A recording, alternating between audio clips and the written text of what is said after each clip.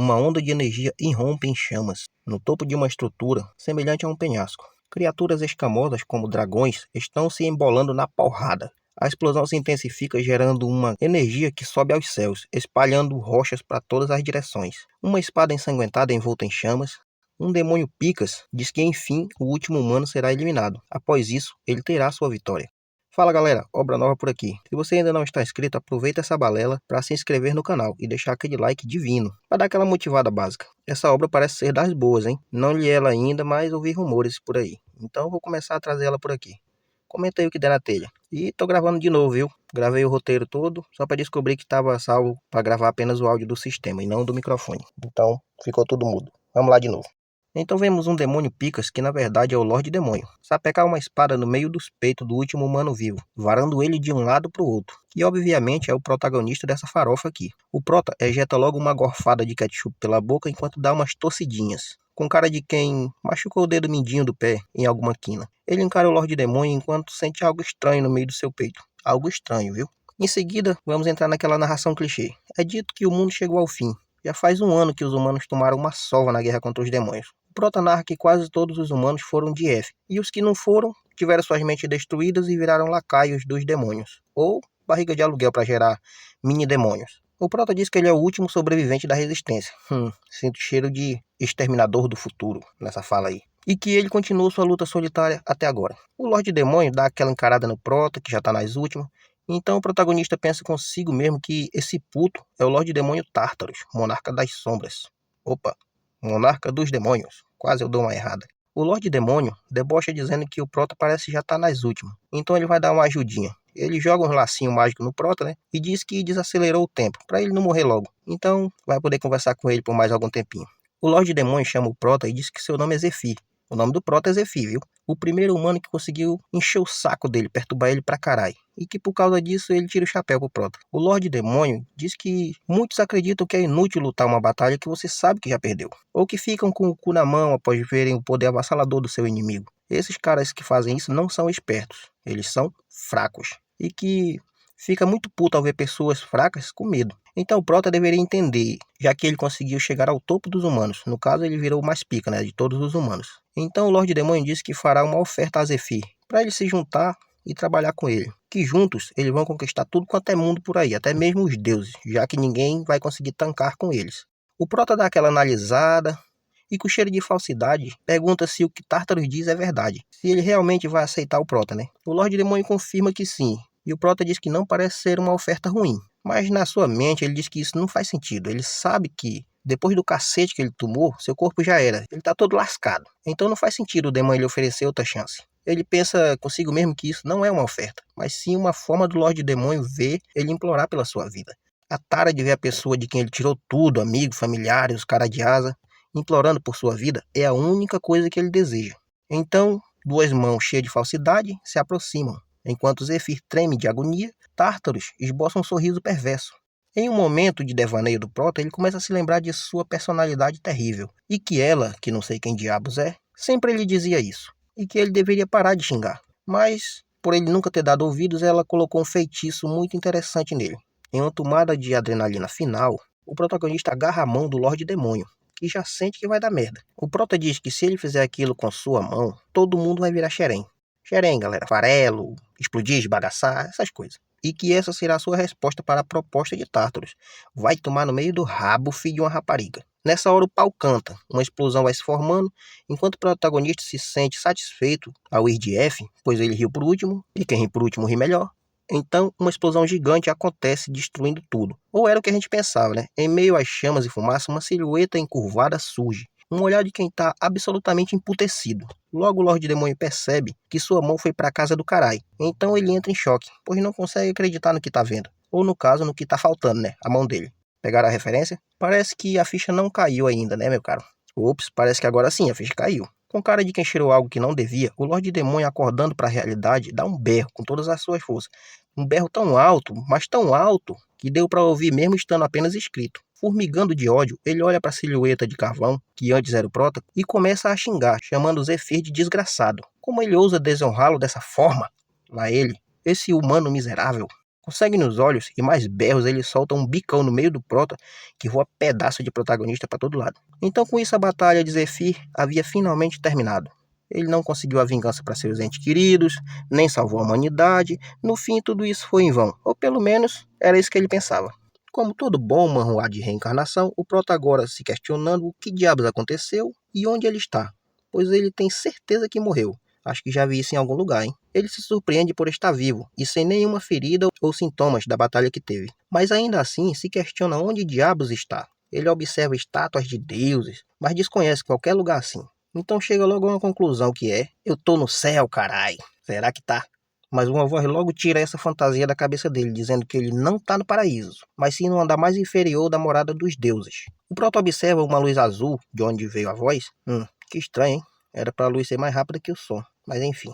Então da luz sai uma anja, um anjo, uma anja, anjo, sei lá. Essa aí que vocês estão vendo, com asas até dentro do rabo, mas bonitinha a princípio. O Prota já entra em guarda, mas começa a suar frio, pois não consegue invocar sua espada.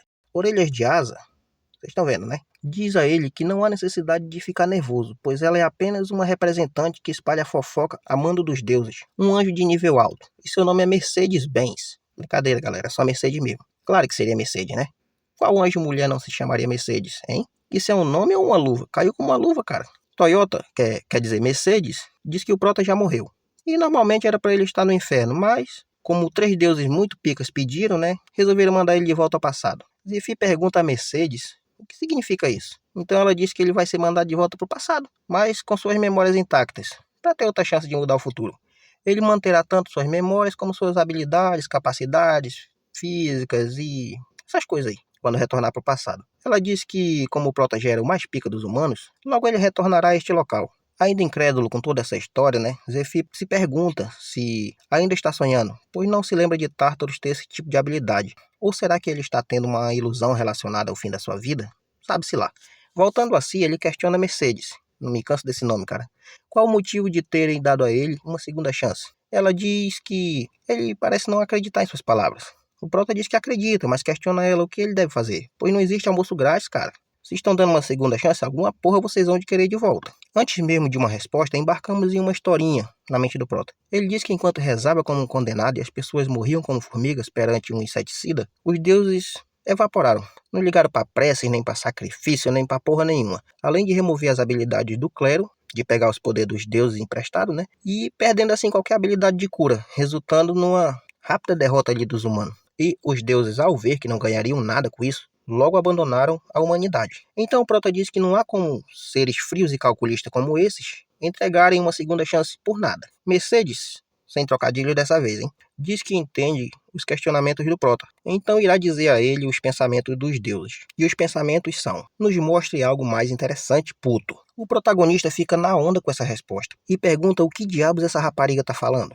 Então ela diz que os deuses estão assistindo o Prota desde o começo e ficaram muito desapontados com o resultado. Ver um humano tão pica terminar dessa forma não os agradou, pois eles estavam tão animados em presenciar os últimos 5 anos de lutas em que o Prota desafiava os exércitos do demônio. Aquilo sim era algo que realmente vale a pena ver. Parece que o Prota tá com o odiômetro ligado, hein? Já tá no limite. Mas ela continua dizendo que muitos deuses se arrependeram de deixar o mundo do Prota ir de F tão rápido. E se ele se lembra que quanto mais progredia, mais sorte ele tinha, que no caso não era sorte, né? Eram os deuses dando aquela ajudinha. E que o motivo dos deuses darem uma segunda chance era... Então Mercedes é interrompida. Um flash de luz passa ao lado da sua cara, deixando ela surpresa. O protagonista, não suportando mais ouvir o que ela dizia, lançou um Kamehameha com muita força. Com sua paciência tendo evaporado, ele diz a Mercedes que então esses filhos de uma rapariga acham isso interessante.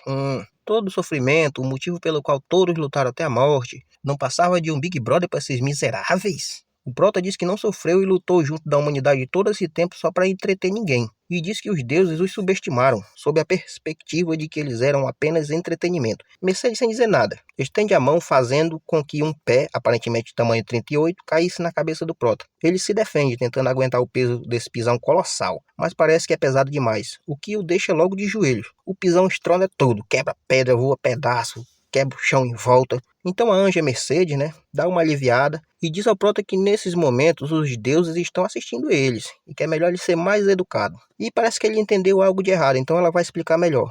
Mercedes diz que a única coisa que os deuses têm interesse é nele, e não em uma raça comum como os humanos. Dando uma pegada de leve no queixo do Prota, ela diz que a única forma de conseguir o que deseja é provando seu valor, e isso vale para qualquer raça semelhante aos humanos, inclusive os humanos, né? Que nesse mundo nunca existirá almoço grátis. Mercedes diz que, além disso, existe um deus que está exigindo fortemente que o Prota volte para o passado, por outro motivo.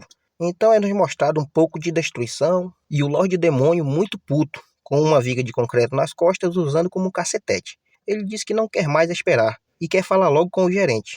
Os pobres anjos, com o butico na mão, dizem para ele se acalmar, pois logo resolverão essa bronca. Muito puto da vida, Tartarus diz que ele é um deus demônio que conquistou 10 mundos e foi atingido por um mero humano. Isso é uma piada de mau gosto. Então devem se apressar e fazer com que isso nunca tenha acontecido, e que ele será responsável por qualquer coisa que aconteça depois disso. Zephyr, vendo tudo isso por um espelho, né, se questiona o que diabos esse Tártaro está fazendo. Mercedes diz que o rei demônio Tártaros, que levou destruição para 10 mundos, incluindo o do Prota, tem o objetivo de destruir todos os mundos.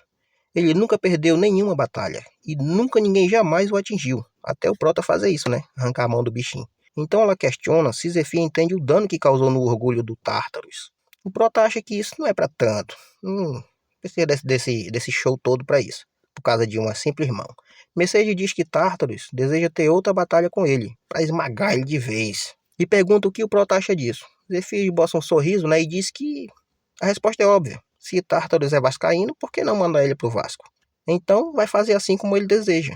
Mercedes diz que irá começar a fazer os preparos para mandar o Prota de volta. Apesar do momento exato ser desconhecido, ele terá tempo suficiente para se tornar pica de novo, e que dessa vez os deuses irão dar alguns presentes para ele como privilégio, e que ele os verá assim que voltar. O Prota pensa que, apesar de ser uma oportunidade dada pelos deuses, ainda assim é uma oportunidade, e que ele vai aproveitar para se vingar de Tártaros e de todos os deuses que viam os humanos como insetos. Um círculo de energia se forma. Mercedes diz que está tudo nos conformes. Então ela deseja boa sorte a Zephyr, além de que vai estar ansiosa pelo entretenimento que ele vai proporcionar para ela novamente. A energia fica cada vez mais intensa até que tudo fica branco. Alguns sons ao longe são ouvidos. Tudo está muito embaçado. Parece que alguém está falando sobre alguém não estar respirando. Voltando aos poucos à realidade, o Prota ouve alguns figurantes discutindo. Um diz que isso é loucura, o outro manda calar a boca. Então Zephyr escuta alguém dizendo: acorda. Acorda! Acorda, novato, carai! O protagonista volta a si, enquanto jogam água em sua cabeça. Um dos figuras diz que o Prota acordou, o outro diz que já havia dito que ele não tinha morrido. O Prota ainda é meio atordoado, olha eles, sem lembrar quem são esses figurantes, mas sabe que já viu eles em algum lugar. Então ele vê um estigma gravado no peito de um deles e diz que agora se lembrou de tudo, enquanto começa a rir em voz alta.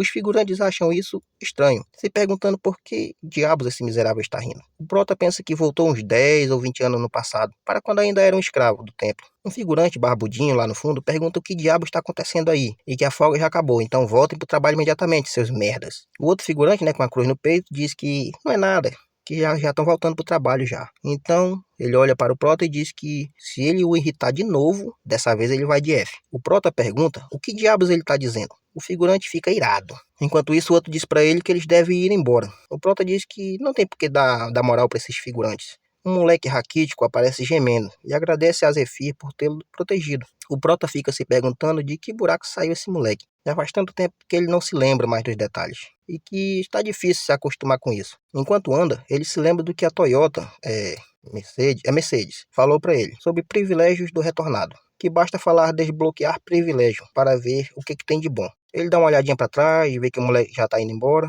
Então fala a frase de desbloqueio. Desbloquear privilégio. Uma energia amarela dá uma circulada no Prota, então ele fica espantado, se perguntando se os deuses ficaram loucos. Deram algo tão pica assim para ele mesmo? Aquele velho suspense, né, que os autores desse tipo de obra gostam de fazer, mas enfim. E esse capítulo chegou ao fim, galera. Se você está gostando dessa farofa, se inscreve aí, meu caro, pois vai me motivar a virar dia e noite para trazer os novos capítulos dessa obra insana.